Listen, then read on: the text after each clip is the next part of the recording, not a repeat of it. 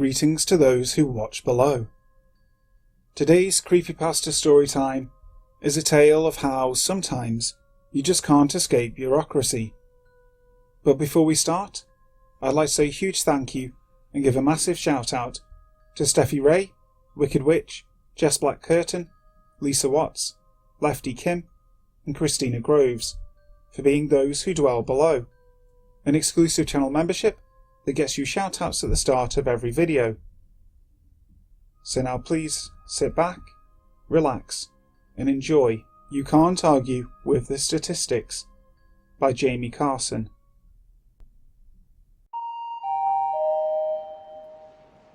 The 6:13 p.m. service from Penrith to London is delayed by 23 minutes.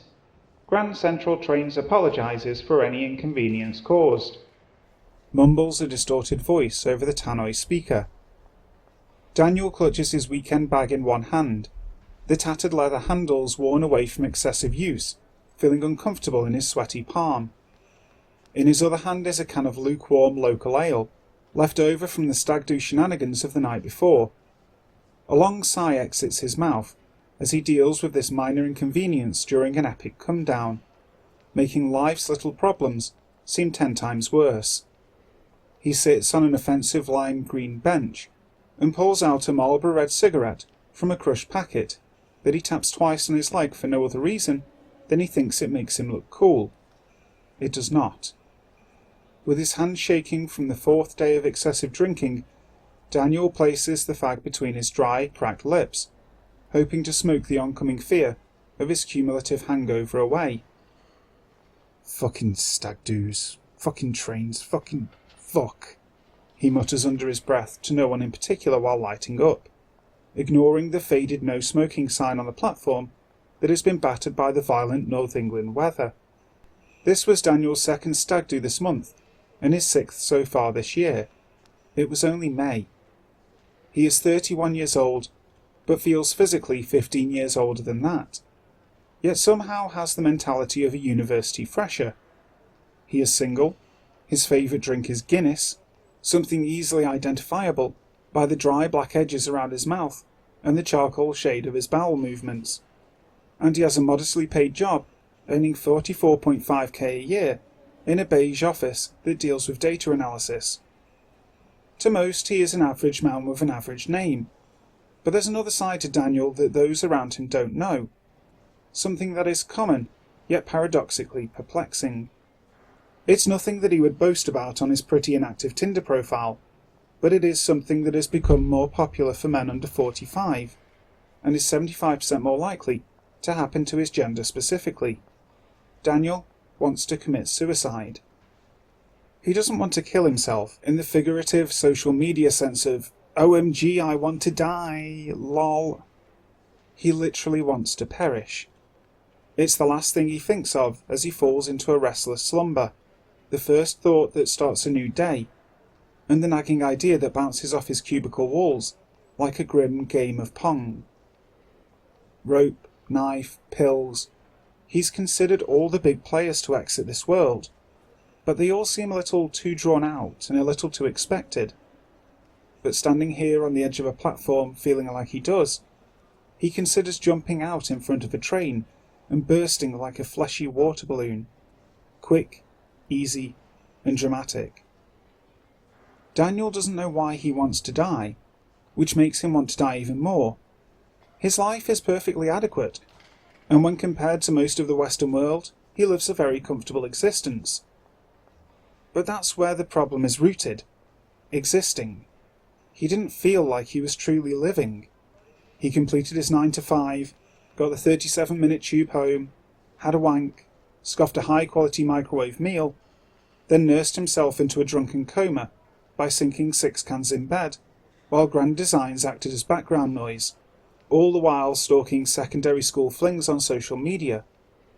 Daniel was stuck in an endless loop of mundanity, with no noticeable way out, other than the termination of life. Suicide by train has increased by 7% in the last year. A voice next to him on the bench says. A voice so similar to his that he thought he was thinking aloud. Sure that no one was next to him a moment ago, Daniel turns his head to find where the origin of this unsettling statement emanated from. Sitting there in a black Puritanesque wide-brimmed fedora pulled down to cover their face, with hands placed neatly on a leather briefcase resting on their lap, is a figure in a tightly fitted black suit, black shirt, black tie, and black boots. The stranger reaches a hand to the hat and pulls it off in an act of archaic politeness and rests it on top of the case. Daniel's mouth hangs open and his cigarette falls to the floor. The thing's skin is pale to the point of being translucent and is so tight around the skull that it looks like it's being pulled back from behind the head. But this is only one disturbing characteristic of a plethora of obscene facial features, as the man, if that's what it is, has no eyelids, which makes the two milky white eyes protrude from their sockets. He also has impossibly thin, dark lips that look like they've been drawn on with a freshly sharpened pencil, which expose crooked yellow teeth that are chattering at such a speed it's as if they're comically cold. Daniel does not scream at the appearance of the suited man, nor does he shudder, wince, or freeze in shock. What is next to him is unsettling for sure, but in no way does it make Daniel run for the exit. He recognises this face and presence from somewhere he can't pinpoint. It's as if he's seen him a million times in the corner of his eye, ever so slightly, out of sight. It would be an acceptable way to die. It fits in with my statistics for this calendar year, the Snow White man claims before returning back to his distracted teeth chatter. What's happening? Apologies, let me introduce myself. I am your caseworker. My name is number 5233. I am here to make sure the loss of your life runs smoothly today. He attempts an unusually wide smile that doesn't fully register thanks to the lack of lips, but Daniel gets the gist, even though this statement is really nothing to smile about. The loss of my life? Yes, you are scheduled to die today to fulfill the male suicide quota for this year. Your cause of death will be suicide by train. Would you like more details? I'm sure I have the exact time of when your heart will stop, as well as when your brain will cease functioning. An awkward silence falls between them. Daniel doesn't even seem to hear the clinking of teeth anymore. Only an overwhelming ringing fills his ears, followed by the quickening beat of his heart that travels up his chest and into his parched, tobacco-scorned throat. Daniel snaps out of the potential panic attack and does a 360 of the busy station to see if anyone else has noticed the deformed angel of death sitting by his side. But no one seems to acknowledge its existence. Even when he shouts, "Does anyone see this corpse?" at the top of his voice to grab the attention of his fellow passengers, they just look at him with a mildly shocked squint that silently says, "Tut tut," in a very British manner. Why the fuck are your eyes like that? He chuckles dryly in response, almost like it just learned how to laugh from reading a dictionary definition of the human action. I cannot miss a thing, 5223 explains. The statistics are very important. I need to have eyes constantly on the present to determine the accuracy of my findings. I've watched your whole life. Every second. Today is the result of my calculations, and I'm here to make sure everything is hunky-dory. The last two words bring back that wickedly wide smile. Daniel's hand is shaking as he brings his lukewarm can to his mouth, something to help him calm the nerves and hopefully shake off what he hopes is a bad trip from one of the dodgy pills he'd taken over the weekend. A rancid curry, perhaps. Or maybe the years of substance abuse has just finally vanquished whatever was left of his sanity. Oh, I'm not a hallucination. I'm here because you thought me here. You've been thinking about me for a while, and I've felt it. But your time is finally here. You will finally be free. Daniel knows in his heart and mind that it doesn't lie. This is not some psychological reaction to bad ecstasy. But now that the moment of reckoning is finally upon him, he doesn't want to go. It was just a thought, I didn't really want to throw myself on the tracks. He lies as a droplet of sweat trickles from his forehead to his jaw. We both know that's not true. I've been in there. Number 5233 taps Daniel's head, who was expecting to recoil at the unnaturally cold touch of a bony limb, but in fact did not feel anything at all. Daniel masks his tears by reaching into his 10-pence carrier bag for his last can, making the process last longer than it should, just so he can escape the caseworker's gaze for an extra few seconds. He cracks it open, and the foam spits out onto his cheeks, warm lager mixing with salty sweat that he doesn't wipe away. What can I do to stop this? He bargains. It is already too late, his caseworker explains, as it begins to roll a numbered code into the suitcase. I have paperwork here that shows the likelihood of your return to good mental health, and it's not good. Daniel slams his hand on top of the case, forcing it to shut as a mouthful of beer escapes the can and lands on his sticky nightclub-scented jeans. They look each other dead in the eyes, neither of them blinking this time. I am not a fucking number, he aggressively whispers under his breath, just in case anyone looked his way and saw him arguing with thin air. The last thing he needed now was to be sectioned. Daniel expects another eerie smile to cross the face of the icy white messenger, but instead it drops the suitcase to the floor and stands up for the first time with an expression devoid of any emotion. Its tall, gaunt shape only comes as surprise, as it towers over him like a teacher looking down on a student during an exam, expecting them of cheating.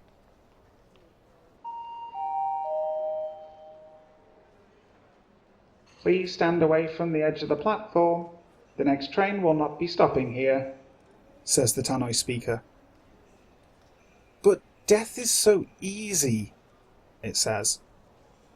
As the unstopping train glides around the corner, number 5233 begins to float towards the tracks, its feet never moving at all. Daniel doesn't find this surprising. After all, he is speaking to his very own personal demon.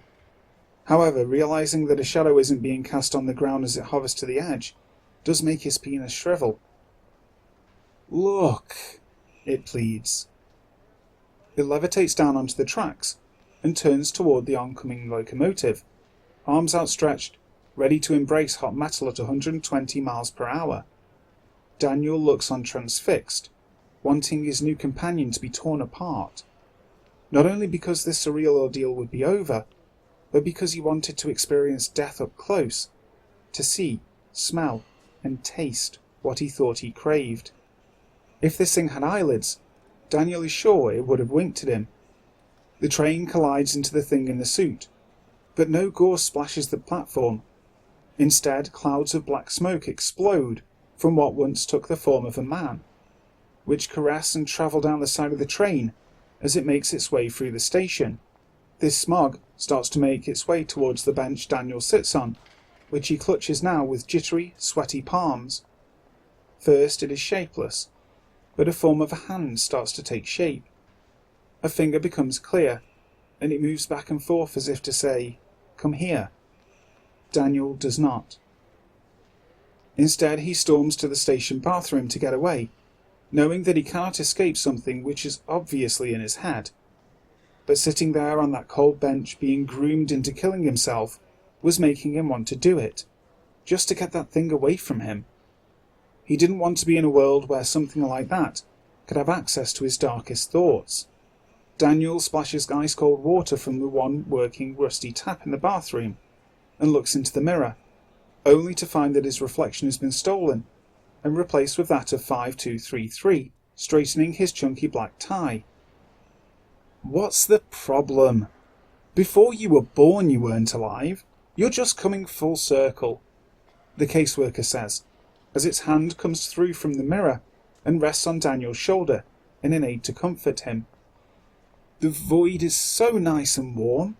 I've been there a couple of times myself. It's just like sleeping. You like sleeping, right? Daniel's wet face stares dizzily into the mirror as he becomes mesmerized by the voice. What was once unsettling and unreasonable is now starting to make sense. I do love sleeping, he confirms, smiling in the same unnatural way this thing does. Then let's get you ready for bed, he says, as a reassuring hand slowly moves from shoulder to a firm grip around Daniel's throat. As he is about to succumb, his phone vibrates, waking him up from his trance-like state. He opens up WhatsApp and sees a new message posted by the groom-to-be in the stag group chat. Adam. Lads, just wanted to say thanks for the sick weekend. I know it's soppy as balls, but I love each and every one of you. I can't wait to have you all there by my side on the big day. Couldn't do without you. Have a safe trip back, y'all, and see you at the wedding. Kiss. Daniel cracks a smile, but not like the corrupted one from moments ago. He stares into the mirror again, and for the first time, the thing looking back at him shows a different emotion. Anger. A low, primal growl begins to rise from number 5233's throat, as its eyes roll into the back of its head, so only dirty whites are visible. Its jaw then rapidly unlocks and stretches vertically, showing a swirling pool of murky darkness beyond the yellow teeth that seems to call to Daniel. He doesn't listen, though. Instead, he brings his tensed fist back and throws it towards the centre of the mirror, breaking it into a multitude of shards that litter the dirty floor and make his personal Grim Reaper disappear.